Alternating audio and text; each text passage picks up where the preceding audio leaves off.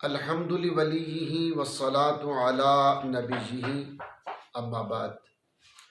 آج ہم آپ کی خدمت میں عرض کریں گے شب معراج کو شب بیداری کیسے کریں گے۔ اس کے لیے یہ سمجھ لیجئے کہ مرد حضرات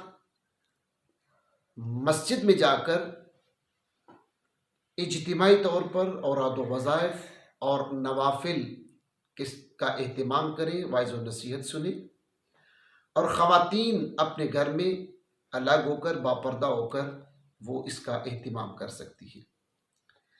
ویسے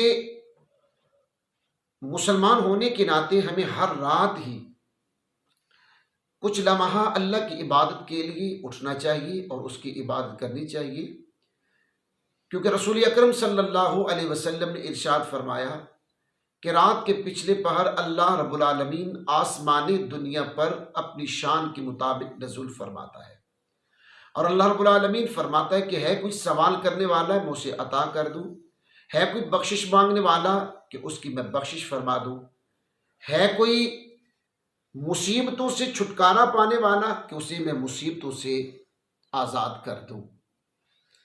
لیکن جب کچھ متبرک اوقات اور متبرک راتیں اس سے وابستہ ہو جاتی ہیں تو اس کی برکتیں اور رحمتیں اور زیادہ ہو جاتی ہیں، جیسا کہ شب معراج ہے، شب قدر ہے، شب برات ہے۔ اگر ان راتوں میں عبادت کا اہتمام، نوافل کا اہتمام، قرآن کی تلاوت کا اہتمام کیا جائے تو اجر و ثواب مزید ہو جاتا ہے۔ جب ہم عبادت کے لیے جائیں تو سب سے پہلے ہم وضو کر لیں۔ وضو کرنے کے بعد تحیت الوضو یعنی 2 رکعت نماز ادا کر لیں، کیونکہ رسول مکرم صلی اللہ علیہ وسلم نے ارشاد فرمائی، یہ مسلم شریف کے حدیث مبارک ہے، سرکار فرماتے ہیں بندہ اچھے انداز سے اچھے طریقے سے وضو کرے اور اس انداز سے نوافل ادا کرے کہ اس کی توجہ بالکل اللہ کی طرف ہونی چاہیے۔ جب وہ نماز ادا کر لیتا ہے تو اس کے 2 رکعت ادا کرنے کے بعد اللہ اس بندے پہ جنت کو واجب قرار دیتا ہے۔ یہ بہت بڑا انعام ہے۔ سیدنا بلال حبشی رضی اللہ تعالی عنہ سے سیدنا ابو ہریرہ رضی اللہ تعالی عنہ فرماتے ہیں کہ حضور نے پوچھا نماز فجر میں کہ اے بلال بتاؤ کون سا ایسا عمل کرتے ہو کہ ہم نے شب معراج جنت میں اپنے آگے تیرے چلنے کی آواز کو سنا ہے۔ عرض کہ یا رسول اللہ جب بھی میں وضو کرتا ہوں جو میرے نصیب میں مقدر میں نماز ہوتی ہے وہ پڑھ لیتا ہوں۔ سرکار فرماتے ہیں یہ اسی نماز کی برکتیں ہیں۔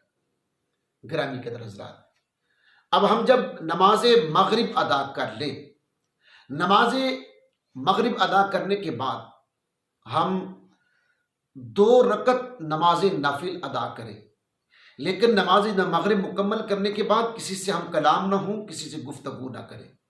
جب 2 رکعت نماز نفل ادا کریں گے تو جب سلام پھیریں گے تو اللہ رب العالمین ان 2 رکعت کو ایسی مقبولیت عطا فرماتا ہے کہ انہیں جنت میں علیین میں پہنچا دیتا ہے۔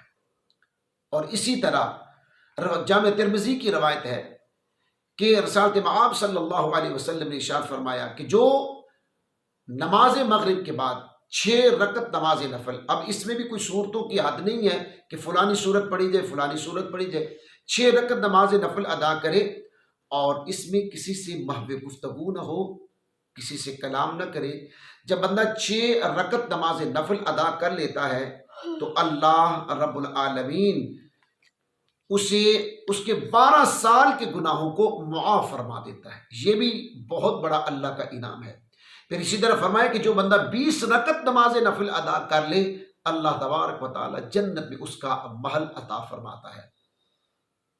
یہ نوافل ادا کریں اور پھر اس کے بعد نماز عشاء بھی ادا کریں۔ نماز عشاء ادا کرنے کے بعد جتنا ہو سکے آپ واعظ و نصیحت سنیے، اور واعظ و نصیحت کے ساتھ ساتھ آپ خود بھی قرآن کی تلاوت کریں، اور ہو سکے تو کوئی مستند تفسیر لے کر آپ اس کا مطالعہ کریں، کیونکہ حدیث مبارکہ میں کہ جو بندہ ایک آیت مبارکہ سیکھ لیتا ہے تو اسے 100 نوافل ادا کرنے سے زیادہ اس کو ثواب ملتا ہے۔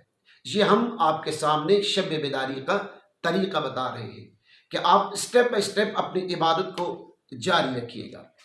اسی طرح اس رات میں زیادہ سے زیادہ استغفار کیجئے، استغفر اللہ ربی من کل ذنب و اتوب الیہ، استغفر اللہ ربی من کل ذنب و اتوب الیہ، اس کی کثرت کیجئے۔ اس کے بہت سارے فوائد و ثمرات ہیں، ان میں ایک یہ بھی ہے کہ بندہ کلاش ہو، اس کے پاس رزق کی تنگی، جب یہ پڑے گا تو اللہ تعالیٰ رزق کی فراوانی عطا فرما دیتا ہے۔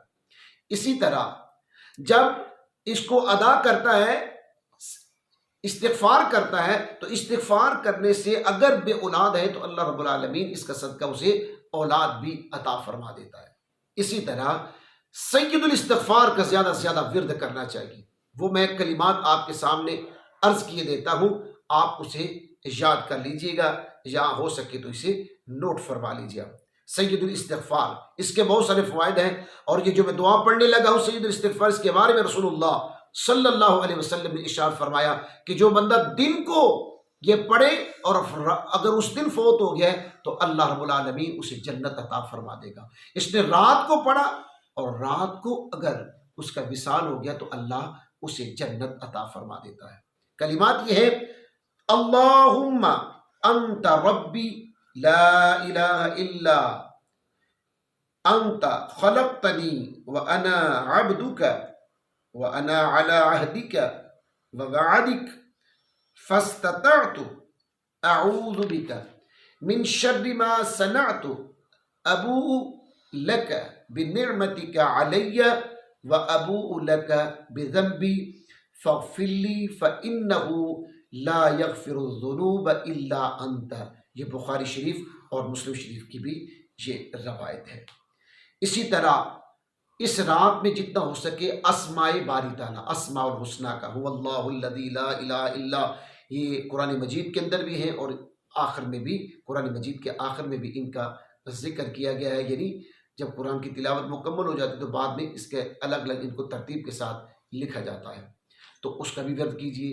سورہ یاسین، سورہ ملک، بہرحال آپ جتنی توفیق ہو سکے آپ اس کو شب بیداری میں گزاریے گا، اور صبح ہو سکے تو پھر 28ویں رجب المرجب کا روزہ بھی رکھ لیجئے۔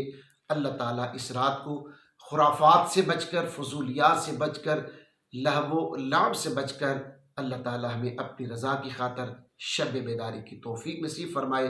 وما توفیقی الا باللہ۔